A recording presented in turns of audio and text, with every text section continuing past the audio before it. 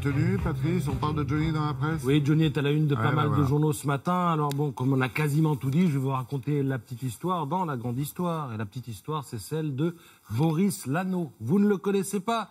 Ça tombe bien, il n'est pas connu, mais il a 41 ans. Il se définit comme écriturier. Et en 2015, ce gars, qui est fan de Johnny, se pointe au concert de Johnny à Lille. Il voit les musiciens arriver en bus devant l'hôtel et il leur donne un cahier. C'est un recueil de 13 chansons qu'il a lui-même écrites. Et il dit, il y a un titre, « Et si le 51e album de Johnny était écrit par un fan ?» Bon, il donne ça aux musiciens.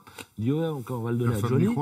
À 4 heures du matin, il revient devant l'hôtel, parce qu'il dit, j'ai donné aux musiciens, mais c'est quand même bien de s'adresser à Dieu plutôt qu'à ses saints. Il voit Johnny arriver, il lui donne les 13 chansons, silence pendant 2 ans, le gars il pleure, il retourne, et puis au bout de 2 ans, coup de fil, on a retenu une chanson, et elle est dans le dernier album de Johnny, c'est la chanson qui s'intitule « Tomber encore ». Voilà l'histoire du fan anonyme qui est écrite pour Johnny, c'est la belle histoire, et elle est dans Le Parisien ce matin. La FIAC.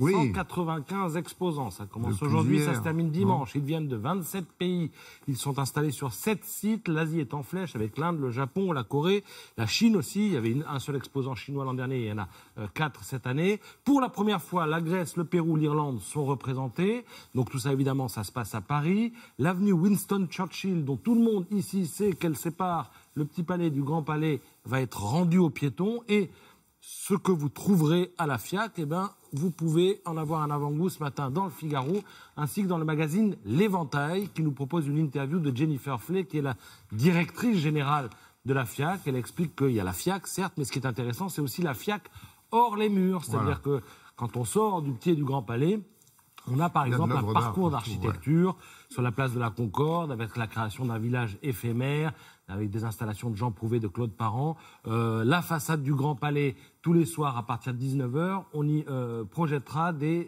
œuvres d'art spécialement créées pour l'occasion. Voilà, la FIAC. 45e édition. Hein. Oui, 45e édition, c'est bien. Salut. Et alors, en marge de la FIAC, vous avez moult manifestations dédiées à l'art contemporain, et je retiendrai le salon Art Shopping au Carrousel du Louvre.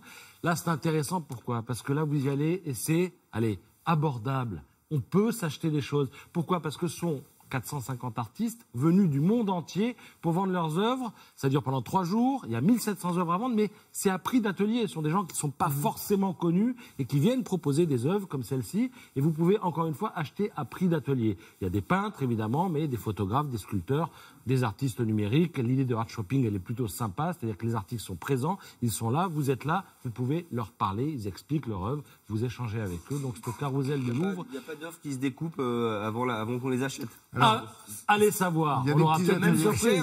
Il y a des petits ateliers de bricolage qui vont avec. On a fini, plutôt. Ouais, on a fini. Alex avait tout mangé, d'accord. Ouais, il avait tout mangé tout à l'heure.